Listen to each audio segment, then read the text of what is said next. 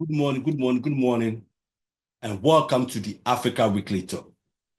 Today's subject on the docket is it's about time that we Africans and Black people all over the world emancipate ourselves from these old colonial masters' mental and psychological slave mentality that has engulfed us for so many years, going back to the days of slavery, colonization, and even after independence.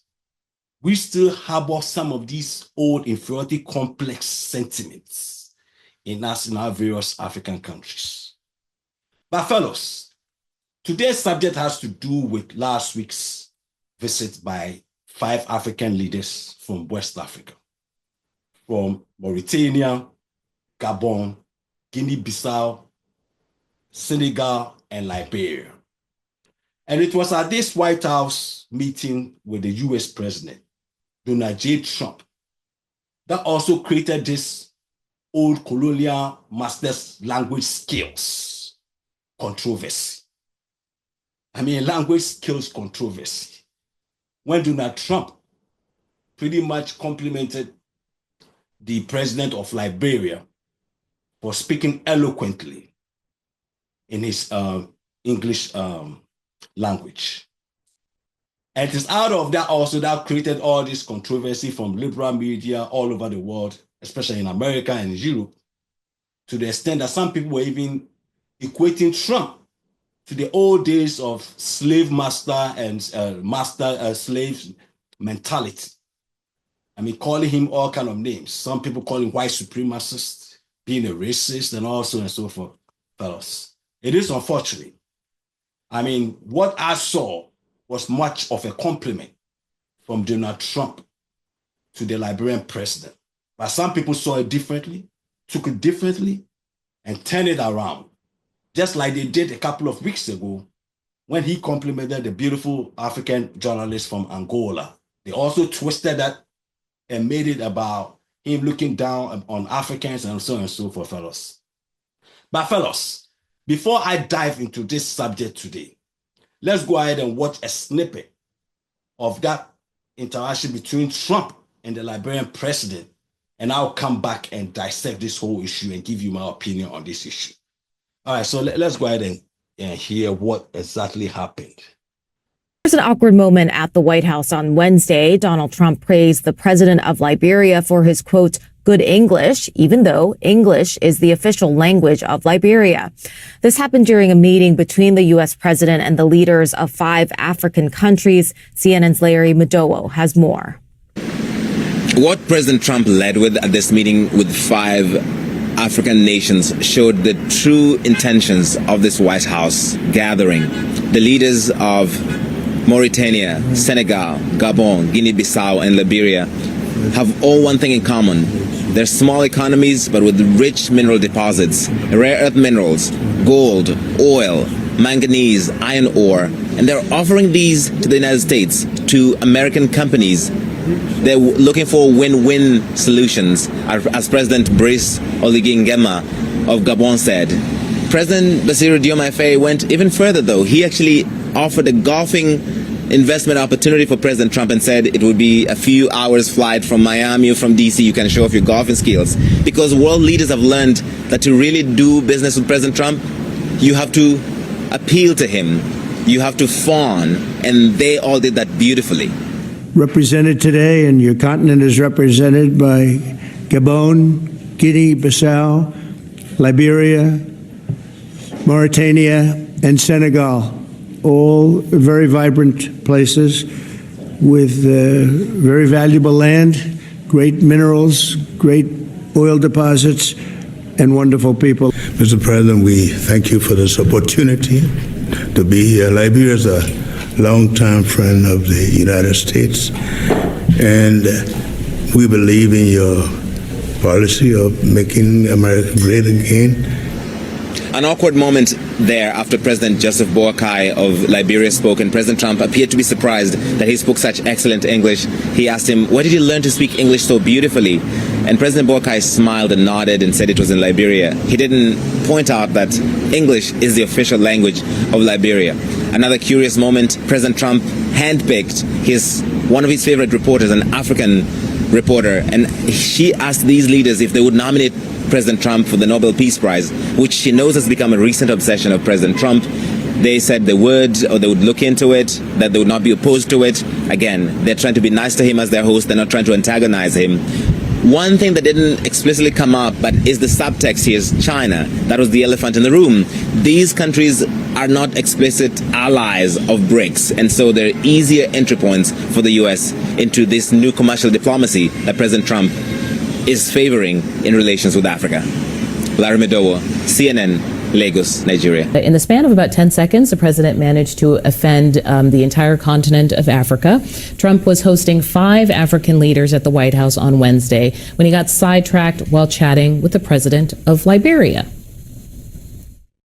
We just want to thank you so much for this opportunity. Well, thank you. And such good English, such beautiful. Where did you learn to speak so beautifully?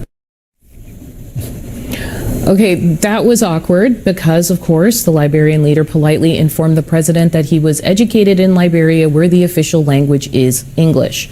One Liberian diplomat told CNN's that Trump's question was inappropriate and condescending, and a South African politician questioned on X why the Liberian leader didn't stand up and leave. All right, fellows. So you just heard U.S. President Donald Trump complimenting the Liberian president for speaking eloquently. And this compliment also has created all these bars and all this criticism from various journalists from Africa and the liberal media in America and Europe and Asia and so on, to the extent that some people even are equating it back to the days of slavery, of the way they perceived it to be, in the sense that they thought Trump was kind of condescending on these African leaders. But I have a different take on this whole issue, fellows. I remember 2008, during the Democratic primary debate, when Joe Biden at that time also made a similar comment when he talked about how articulate Barack Obama was. And that also created this same controversy, where the media jumped on it. And some people even called Joe Biden racist back then. So this is nothing new, fellows. This is nothing new. I mean, unfortunately, anything that Donald Trump does or says, the liberal media, I mean, we talk about the Trump deranged syndrome media outlets in America, in Europe, in Africa, and all over the world, will jump on it and make it something totally different. But from what I saw, fellows, this was all about Trump being Trump. Trump was complimenting this man because at the end of the day, look at it, fellows, this way.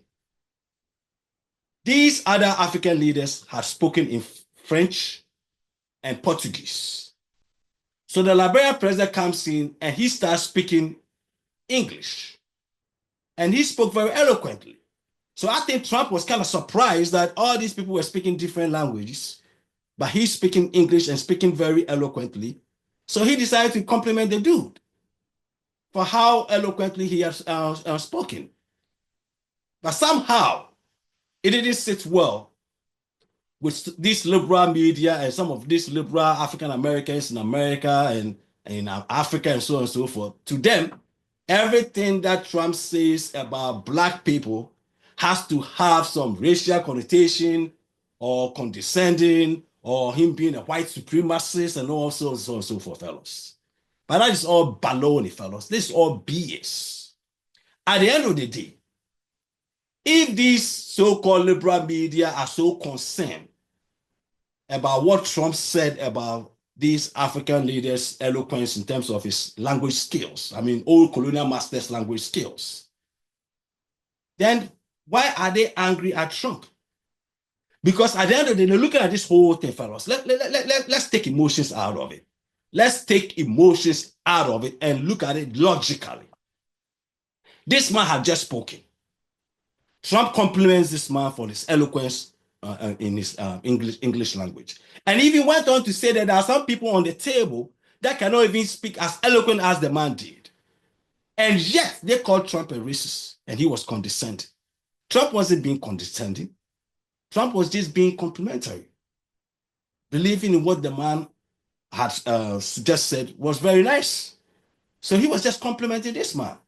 Now, if we have issues with that, then the question we have to ask ourselves as Africans and Black people around the world is, why should we even still continue to come to these world platforms, whether United Nations or go visiting the United States or visiting Europe or China or whatever, continue to speak in our old colonial masters' language?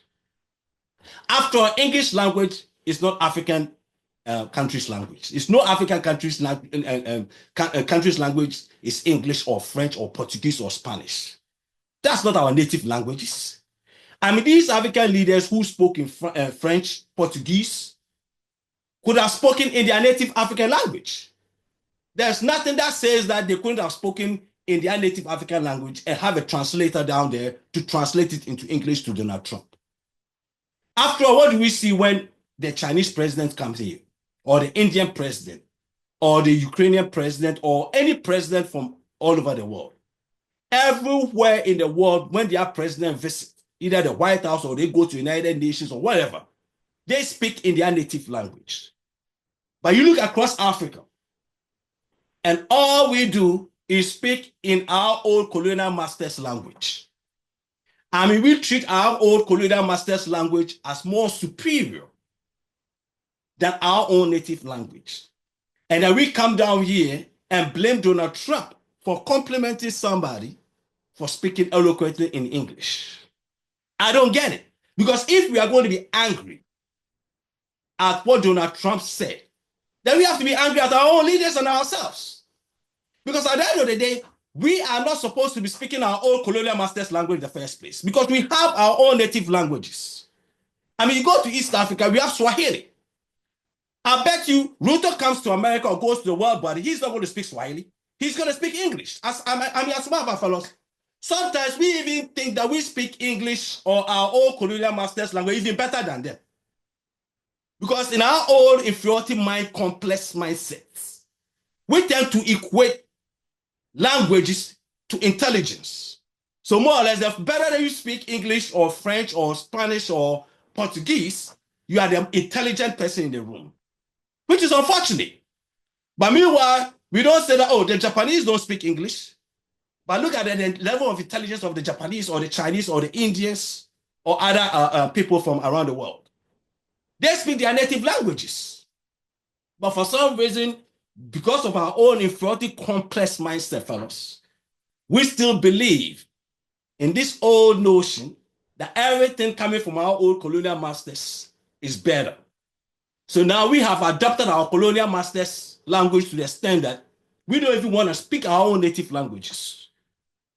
We come to these world organizations, go to United Nations, go to other countries. Our leaders come here all the time. And you hardly never hear any African leader speak in his or her own native African language. They rather speak English, French, Portuguese, Spanish. Maybe except the Ethiopian president. Because the Ethiopians speak Amhara and write in Amhara, which is a great thing. And people can say, oh, because Ethiopia was not colonized enough. No. Look, right even after colonization, right after independence, we've been independent for over 50, 60 years, fellas. We could have reverted back to our native languages. I mean, Nigerians could be speaking either Igbo or Yoruba or Hausa. I mean, we have a lot of African countries that speak Hausa. So we could have adopted some of these native languages where we come to these places and our leaders will speak in one of these native languages. And they have a translator down there to translate it into English or French or whatever to the country that they are visiting.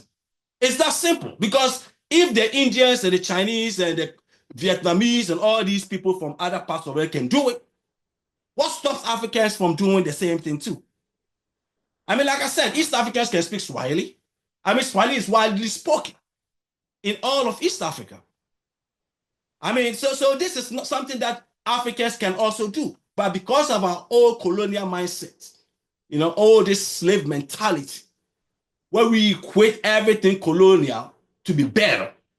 We are stuck in this situation where we believe that, oh, if I come here and I show my English language skills or my French language skills or my Portuguese language skills, oh, that makes me intelligent. And as well, that's what we teach our children in Africa anyway. It's unfortunate. So we don't have to be blaming Donald J. Trump. Donald Trump was just complimenting this man for speaking eloquently. But if we have an issue with that, to be calling Donald Trump, oh, slave master, racist, and white supremacist, all that nonsense, if you don't want to be called inferior, then be proud of your languages. Be proud of your native languages. And when you go somewhere, you speak in your native tongue. But don't go sit down there and speak in your colonial masters, the people that enslaved you and colonized you, and continue to speak in their language, even to outdo them, trying to outdo them. And then come and complain about what Donald Trump was complimenting the man for. I mean, go to some of these African countries, fellows. Go down there and find out yourselves. I mean, the children can't even speak their native language. I mean, in some places, even school kids can't speak their native languages on campuses. They are penalized for that. They either have to speak French, English, or any of their old colonial masters' language. That's how the inferiority complex mindset have eaten onto that continent and continues to eat into our systems down there. To the extent that our children in most African countries today, you go to some African countries, not all of them, that they prefer the kids speaking their old colonial masters' language, their own native language. It's unfortunate. Very, very sad, fellows. Very sad. And then we have the nerve to be angry for Donald Trump for complimenting the very thing that we like to hear from ourselves. I mean, how many Africans wouldn't love to hear somebody compliment them for speaking so great in their old colonial master's language? That's what we love to hear anyway. And because Donald Trump is Donald Trump, all of a sudden Donald Trump compliments this Liberian president, it becomes a big issue because it's coming from Donald Trump. You know, I mean, it's sad, fellas. It's very, very unfortunate. I mean, if we want to be considered and respected and show some pride about Africa, then we have to go back and look at a lot of these things that we have adopted from our old colonial masters. I mean, look at our women, fellas. Look at it. We try to outdo even the white women and Asian women. They don't even want to have their own native African hair anymore. They want to have straight white woman's hair. That's the reality, fellas. I mean, you want to look like an European, but at the same time, when they claim they are more superior than you, and you get angry. How in the world do you get angry when you want to look like them, and then they tell you that they are more superior than you? Because you have that inferiority mindset that you don't believe in yourselves. So you come onto the African continent, come and look at all this horse hair that they bring from China, India, and other places, and this bleaching medications that they import, just try to look lighter, be closer to the old colonial masters people. And then you get angry when you think somebody claims they are more superior than you. I'm sorry, fellas. This is the hardest truth, fellas. I mean, we have to deal with the reality. You cannot keep doing that and then expect the so-called superior race to think that you are power with them. I'm sorry. I mean, as far as you keep feeding into that narrative, where you try to look like them, sound like them, act like them, dress like them, I'm sorry. I mean, look at the African leaders that came down there. None of them wore their native African garb. All of them wore European suits. So this is the point I'm making. I mean, if you're going to be talking about Trump acting like an old slave master and all that crap that you people on the news media are talking about, then ask yourself these questions. I mean, what else is Trump supposed to do? Trump is just complimenting this man. But if you really believe that it's about time that we take away this white supremacy mentality and all that stuff and this inferiority complex mentality, then we have to look deep into ourselves and ask ourselves these hard questions. We cannot continue to use our old colonial masters' languages I mean, I'm not saying that we should abolish English languages in various English-speaking African countries or French or Portuguese or Spanish. No. But at least we can have our own native languages in every African country where that language will be spoken by the presidents when they visit outside of Africa. And we can still have English or French or Portuguese as official language for documentation and for stuff like that. But at least we still have to have dual languages. I mean, a native one with our former colonial master's language for official business. There's nothing wrong with that. So when our presidents or dignitaries travel outside the continent, they can speak in that native language. And we have abundance of them. I get it. We have a lot of different tribes, but we can still adapt it. If we're able to adapt our former colonial master's language, why can't we pick one of our own native languages and use it as our official language in our various African countries? I mean, looking at East Africa, for instance, Swahili, it's widely spoken. It's widely spoken. So it shouldn't even be a problem in East Africa right there. And you come to Nigeria, you can either use Yoruba or Hausa. You know, and then you look at the Bantu languages. The Akan language in Ghana can also be used as our official native language. There's nothing wrong with that. So that when we travel outside, I mean, when our leaders and dignitaries travel outside, they can speak in this native tongue, you know, to enhance our pride about our native tongue. But rather, it's even a taboo in most African countries. They rather prefer to speak in their old colonial master's language. That's how we've been brainwashed into believing.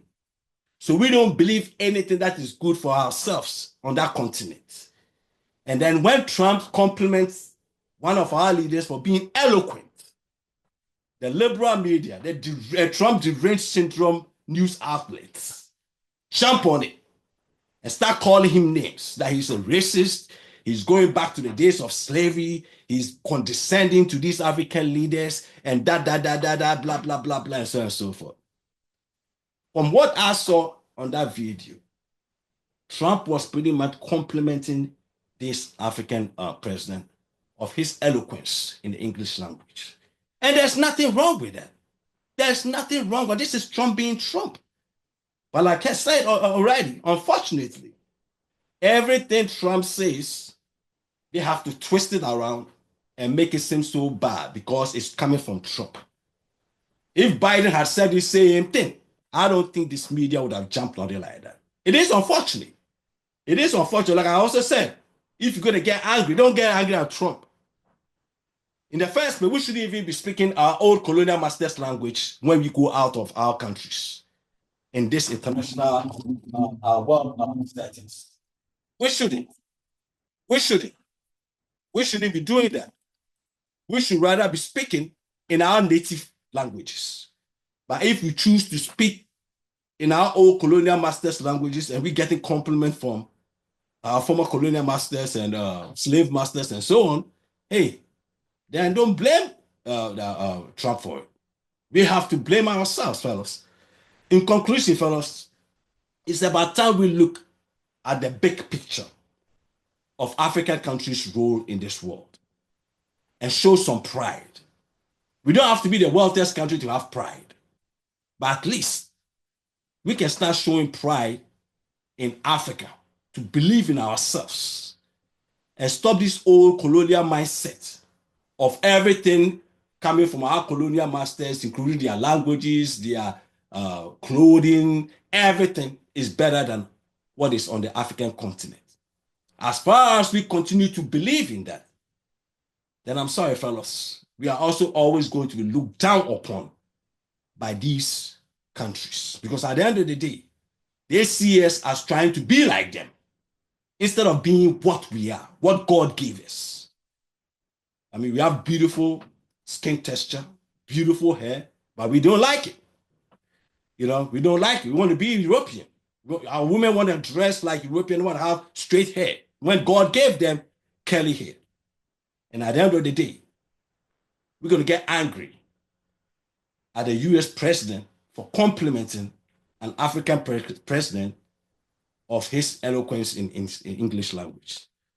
All right, fellas, It is unfortunate that we have to have a subject talking about language, colonial masters' language skills, instead of talking about the business environment that Trump wanted to create for these African countries, the mineral resources, the investments that these countries came to the White House to come and encourage America to come and invest in their various African countries. It is unfortunate that all that is missing in these 5 African countries' leaders' visits to the White House. But rather, you have these media outlets all across the world talking about old colonial masters' language skills. Fellows, it is sad. But anyway, if it's Sunday, it's the Africa Weekly Talk. God bless you guys and have a great week. And peace and love.